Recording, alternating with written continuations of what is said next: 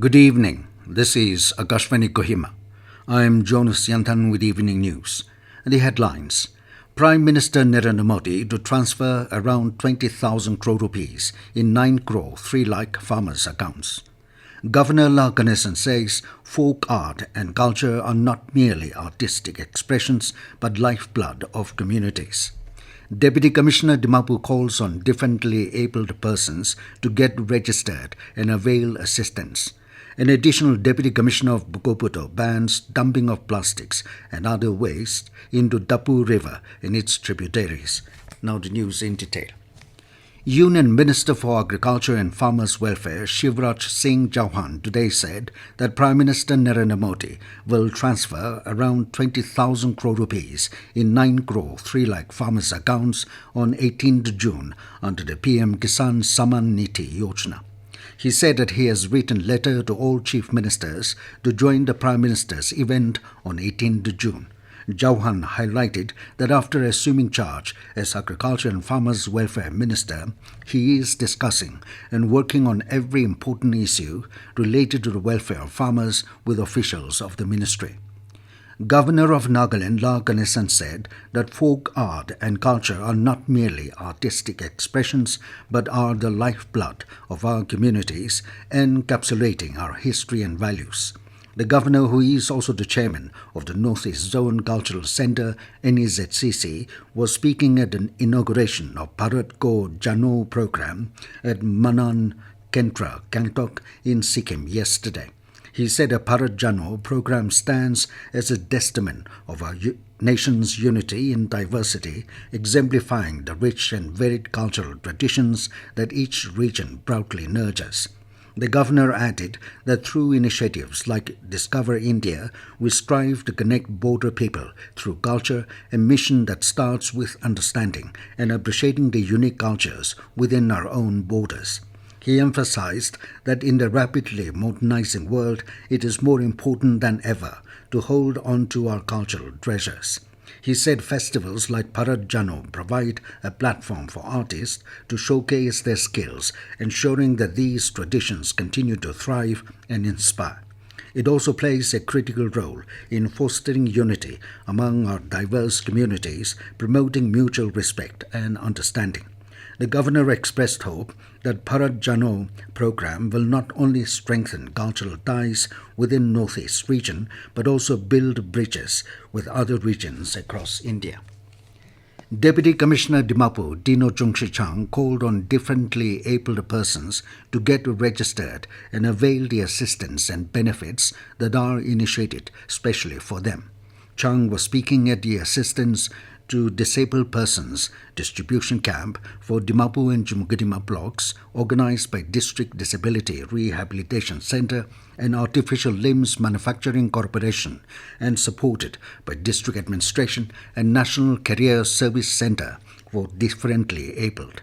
He expressed appreciation to the parents for taking the initiative for bringing the children to avail such services and assured assistance from the district administration in all possible ways.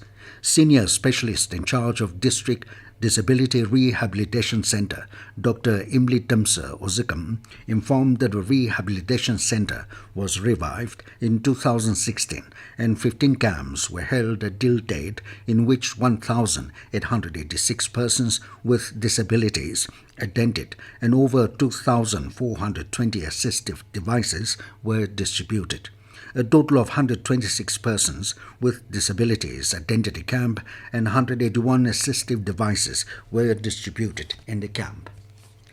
Additional Deputy Commissioner of Pughoboto has banned dumping of plastics and other wastes into Tapu River and its tributaries. The ADC stated that Pughoboto subdivision, being an upstream settlement through which the Doyang River flows, accumulated plastics and other known biodegradable pollutants are carried downstream by water in Doyang River. In this regard, the district administration appealed to all individuals, organizations, towns and villages under Pughoboto to ensure that a stretch of Tapu River along the subdivision is protected from anthropogenic pollution and avoid littering with plastics and other waste commonly associated with picnics and gatherings along the river banks. The district administration also encouraged and appealed to all citizens to act as guardians of natural resources by conscious prevention of river and environmental pollution. It also informed that the government authorities will take action against any individual or group found undertaking ill practices which causes pollution of the Tapu River within Pughoboto subdivision. This news comes to you from Akashvani, Kohima. You can also listen to this news bulletin on News On Air app and YouTube channel AIR News Kohima. As the first parliamentary session of the 18th Lok Sabha is set to begin from 24th of this month, Parliamentary Affairs Minister Kiren Rijiju today said that government is positively looking forward to work together with all the political parties and members to run the parliament smoothly. Meanwhile, the first session of the Rajya Sabha will commence on 27th of this month. The sessions of both houses will conclude on 3rd of July. The Department of Animal Husbandry and Veterinary Services, Long Leng, conducted a sensitization program on clean meat production and meat-borne diseases yesterday in collaboration with the Medical Department and Long Leng Town Council. Veterinary Surgeon Long Leng Dr. Au Yimsen Jamie highlighted on sanitation and hygienic management of slaughter areas to ensure clean meat production chain to the consumers. The stakeholders in the meat business were sensitized on the hygienic management of their retail meat shops, which includes maintenance of transport vehicle and equipments.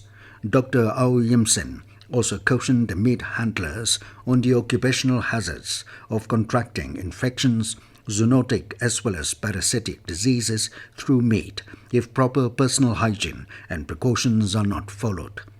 Epidemiologist from Medical Department Dr. Lima Sangla Imchen stressed on meat-borne zoonotic and parasitic diseases and how commercial as well as domestic meat handlers at home can be infected with various diseases if hygienic handling and proper cooking of meat is not done. She also stressed on the personal hygiene management and precautionary measures to be followed while handling meat. The program was attended by registered meat stall owners, poultry dealers and fish vendors. Brasa Paradis Secretariat is inviting contractual engagement of technical assistant and junior technical assistant in Akashvani and 2 Darshan stations in Arunachal Pradesh. The number of technical assistant position is 3 in Darshan and 1 in Akashvani, while the number of junior technical assistant is 1 in Akashvani at Davang. The duration of engagement will be 2 years for both categories. Qualifications required for technical assistant is diploma or bachelor degree in radio, telecommunication, electrical, electronics, IT or EC from a recognized university or institute. Qualifications for junior technical assistant is 10 plus 2 pass and ITI in refrigeration and air conditioning, electrical, radio and TV, electrician IT, hardware and networking trade from a recognized institute. Age limit for technical assistant is below 35 years as on date of notification, while it will be below 30 years for junior technical assistant. Preferences will be given to those who had undergone 1-year internship in Akashvani or 2 Darshan and possessed knowledge of local language. And now 20 news, here are the headlines again. Prime Minister Narendra Modi to transfer around 20,000 crore rupees in 9 crore 3 lakh farmers' accounts. Governor Ganesan says folk art and culture are not merely artistic expressions but lifeblood of communities. Deputy Commissioner of Dimapur calls on differently abled persons to get registered and avail assistance. An additional Deputy Commissioner of Pughoboto bans dumping of plastics and other waste into Tapu River and its tributaries. That is all we have in this evening news bulletin. Good night.